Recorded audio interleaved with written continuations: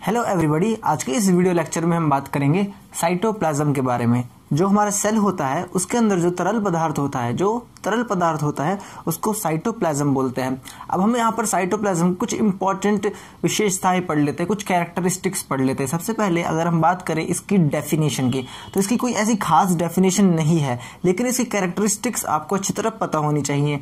जो इसकी number 1 characteristic है वो है it is the main arena of many chemical reactions. यह वो जगह है जहां पर जो हमारा सेल है उसके अंदर सारी केमिकल रिएक्शंस होती हैं। अगर आपसे कोई पूछे most of the chemical reactions कहां पर होती हैं, सारी रासायनिक क्रियाएं, बहुत सारी रासायनिक क्रियाएं हमारी साइटोप्लाज्म के अंदर होती हैं।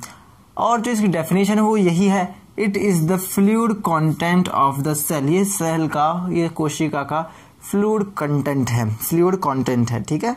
जो हमारा सेल है, फॉर एग्जांपल मैंने यहाँ पर एक डायग्राम बना लिया है। कैसा भी सेल हो, यूकैरियोटिक हो, कैसा भी सेल हो, भले ही ये यूकैरियोटिक सेल हो या फिर प्रोकैरियोटिक सेल हो। मान लीजिए हम एक यूकैरियोटिक सेल लेते हैं। यूकैरियोटिक सेल की विशेषता क्या है, वहां पर एक न्यूक्लियस हमें देखने को मिलेगा, डबल मेम्ब्रेन न्यूक्लियस, ठीक है। न्यूक्लियस पर बच्चों डबल मेम्ब्रेन होती है। आपसे एक क्वेश्चन पूछ सकता है, अगर आपसे पूछे which of the following is correct for nucleus, तो उसमें आपको ऑप्शन में दे सकता है कि it has double membrane, it is double membrane, ये डबल झिल्ली बाउंड होता है, ठीक है। तो जो न्यूक्लियस है वो डबल झिल्ली बाउंड है, ये चीज मैंने आपको यहाँ पर बता दी, इंपॉर्टेंट है। तो हम बात कर रहे थे साइटोप्लाज्म की। तो साइटोप्लाज्म क्या होता है, जो यहाँ पर ये तरल पदार्थ होता है इसके अंदर, सेल के अंदर, ठीक है, इसको साइटोप्लाज्म बोलते हैं। इसके अंदर बहुत सारी रासायनिक क्रियाएं होती है, यानी कि केमिकल रिएक्शंस होती है। इसके बारे में कुछ ज्यादा नहीं था, पर मैं आपको प्रीवियस लेक्चर में एक छोटी सी चीज बताना भूल गया था। जब मैं सेल मेम्ब्रेन पढ़ा रहा था, वहां पर एक टर्म आई थी बेटा, एंडोसाइटोसिस। वो मैंने पढ़ाई नहीं थी। एंडोसाइटोसिस क्या होती है, जो हमारी सेल मेम्ब्रेन होती है, ठीक है, वो लचीली होती है। लचीला होने के कारण इसका जो लचीलापन है उससे हमें फायदा मिलता है, सेल को जो है उससे फायदा मिलता है। सेल क्या करती है, बाहर जो एक्सटर्नल एनवायरनमेंट है उधर से अपने लिए फूड ग्रहण कर लेती है। क्या ग्रहण कर लेती है? फूड ग्रहण कर लेती है। उस प्रोसेस को बोलते हैं एंडोसाइटोसिस। और एंडोसाइटोसिस जो है वो किसमें देखने को मिलती है, वो देखने को मिलती है अमीबा में, ठीक है। एंडोसाइटोसिस प्रोसेस किसमें देखने को मिलती है, अमीबा में। अब मैं आपको हर लेक्चर में कहता हूं कि बेटा मैं एक बात बताना आपको भूल गया था, ऐसे ही मैं हर वीडियो लेक्चर में आपसे कुछ ना कुछ बातें बताता रहता हूं, क्योंकि मैं हर लेक्चर में कुछ ना कुछ भूल जाता हूं, करेक्ट। और बेटा देखिए, हम ह्यूमंस हैं, ह्यूमन से गलती होती है, और ये भूलना कोई गलत चीज़ नहीं, भूलना भी एक अच्छी चीज़ है, क्योंकि अगर हम चीज़ें याद ही रखेंगे पूरे टाइम पे तो उससे हमारे ब्रेन पर अच्छा इफेक्ट नहीं पड़ेगा, इसलिए हम भूलते हैं। तो मैं अपनी तरफ से क्या कोशिश करता हूँ, मैं आपको जो मैं भूल जाता हूँ मैं अगले लेक्चर में कवर कर देता हूँ। आई होप आपको ये सब समझ आ रहा होगा। चलिए अब हम आगे बढ़ते हैं।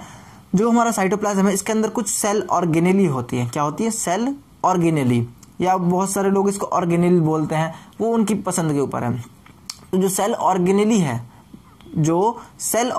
है वो किसकी खासियत है, वो यूकैरियोट्स की खासियत है। यूकैरियोट्स मतलब यूकैरियोटिक सेल, मतलब ऐसा ऑर्गेनिज्म जिसके पास क्या हो, यूकैरियोटिक सेल, ऐसा जीव जिसके पास क्या हो, यूकैरियोटिक कोशिका। तो अब हम बात करेंगे सेल ऑर्गेनेल के बारे में। और सेल ऑर्गेनेल कहां पर मिलती है? साइटोप्लाज्म में मिलती है, ठीक है। तो हम उनके बारे में अब धीरे धीरे आगे बढ़ेंगे। मतलब हमारा जो मेन टॉपिक है, अब हम यूकैरियोटिक सेल के बारे में डिस्कस करेंगे, थोड़ा डीपली जाएंगे। उसके अंदर किस तरीके के स्ट्रक्चर्स देखने को मिलते हैं, उसके अंदर क्या क्या होता है, कौन सी प्रोसेस कैसे हो रही है, जो इंपॉर्टेंट है उसको हम डिस्कस करेंगे। चलिए अभी तो आप इसको नोट कीजिए। तो चलिए गाइज, अब हम सेल ऑर्गेनेली के बारे में बात कर लेते हैं। ये सेल ऑर्गेनेली जो होती है, इनको हिंदी में कोशिका अंग भी बोला जाता है। अब हमें क्या समझना है, देखिए वैसे तो इसकी डेफिनेशन यही है कि कुछ मेम्ब्रेन बाउंड ऑर्गेनेल्स, कुछ मेम्ब्रेन बाउंड पार्ट्स होते हैं जो सेल के साइटोप्लाज्म में फ्लोट कर रहे होते हैं या सेल के साइटोप्लाज्म में पाए जाते हैं, तो उनको सेल ऑर्गेनेली बोल दिया जाता है। पर हम इस चीज़ को ऐसे नहीं समझना चाहते, क्योंकि इस चीज़ में इतना मज़ा नहीं आएगा। देखिए, इस चीज़ को समझने के लिए सबसे बेटर एग्जांपल मैं आपको देता हूँ। मान लीजिए जो हमारा सेल है, जो हमारा पूरा सेल है, वो एक बहुत बड़ी कंपनी है। क्या है बेटा? एक बहुत बड़ी कंपनी है। अब उस कंपनी के अंदर एक बॉस होगा, जो हमारा न्यूक्लियस है। देखिए, ये मान लीजिए मैं एक सेल बना देता हूँ, एक और रफ सेल बना देते हैं हम, एक रफ सेल। यहाँ पर जो हमने ये न्यूक्लियस बनाया, ठीक है, केंद्रक बनाया सेल का, ये हमने सेल का केंद्रक बना दिया। तो ये पूरी सेल है, मान लीजिए कंपनी है, एक कंपनी है, तो इस कंपनी के अंदर एक बॉस है। वो बॉस के काम करने के लिए क्या चाहिए बच्चों? बॉस के काम करने के लिए हमें कुछ वर्कर्स चाहिए, ठीक है। तो जो सेल ऑर्गेनेली है वो वर्कर्स की तरह काम करती है। किस तरह से वर्कर की तरह काम करती है? मान लीजिए इस कंपनी को एनर्जी की जरूरत है। किस चीज़ की जरूरत है? एनर्जी की जरूरत है। तो ये किससे हेल्प लेगी बेटा? एनर्जी बनाने के लिए माइटोकॉन्ड्रिया से हेल्प लेगी, ठीक है। और माइटोकॉन्ड्रिया जो है वो क्या है? एक डबल मेम्ब्रेन बाउंड ऑर्गेनेली है। आप इस चीज को भी लिख लीजिए, mitochondria is also a double membrane bound organelle. इसके ऊपर भी डबल बाउंड झिल्ली होती है।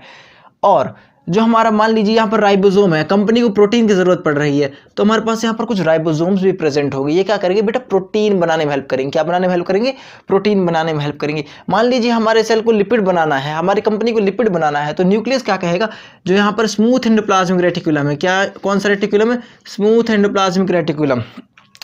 जो द्रव्य जालिका है उसमें एक स्मूथ द्रव्य जालिका दो प्रकार की होती है, ठीक है। एक स्मूथ वाली होती है, एक रफ वाली होती है, ठीक है। जो स्मूथ एंडोप्लाज्मिक रेटिकुलम है ये क्या कर देगी बेटा? ये मेम्ब्रेन बाउंड होती है, सिंगल मेम्ब्रेन बाउंड होती है और ये लिपिड का सिंथेसिस करती है। लेकिन जो हमारी रफ एंडोप्लाज्मिक रेटिकुलम है, कौन सा बेटा? रफ एंडोप्लाज्मिक रेटिकुलम, जिसके ऊपर राइबोसोम्स प्रेजेंट होते हैं, जिसके ऊपर राइबोसोम्स प्रेजेंट होते हैं, वो वाला जो एंडोप्लाज्मिक रेटिकुलम है वो क्या बनाएगा? वो प्रोटीन बनाएगा, ठीक है। वो क्या बनाएगा? प्रोटीन। मान लीजिए हमारे इधर कोई एंट्री कर रहा है, कोई चोर अंदर आ रहा है, तो उसको रोकने के लिए गार्ड्स चाहिए। क्या चाहिए? गार्ड्स चाहिए। तो गार्ड वाला काम कौन करेगा? लाइसोसोम, लयन काय, लाइसोसोम्स क्या करेंगे? जो बाहर से अंदर कोई एंट्री लेगा, ठीक है। तो इस सेल वो क्या करेगा? लाइसोसोम और पूरी सेल को डिस्ट्रॉय कर देगा, ठीक है। मान लीजिए ये सेल खत्म हो चुकी है, ये सेल मर चुकी है, तो भी लाइसोसोम इस पूरी सेल को क्या कर देगा? डिस्ट्रॉय कर देगा। तो इस तरह से सेल ऑर्गेनेली का क्या होता है बेटा? डिस्ट्रीब्यूशन होता है। क्या होता है? डिस्ट्रीब्यूशन। अभी तो हमने बात करी सेल ऑर्गेनेली के बारे में। ये क्या होते हैं? एक मान लीजिए कंपनी है, कंपनी के अंदर कुछ कार्यकर्ता हैं जो काम कर रहे हैं, ठीक है। कंपनी के अंदर कुछ नौकर हैं, कुछ कर्मचारी हैं जो काम कर रहे हैं, किसके लिए? बॉस के लिए, ठीक है। तो मेन काम कौन संभालेगा? बॉस। बॉस क्या करेगा? यहाँ पर डीएनए रेप्लिकेशन होगा, डीएनए बनाएगा और फर्दर इंफॉर्मेशन को आगे प्रोसीड करेगा। तो ये थोड़ा सा इंपॉर्टेंट जो मुझे लगा मैंने आपको समझा दिया कोशिका अंग के बारे में, यानी सेल ऑर्गेनेली के बारे में।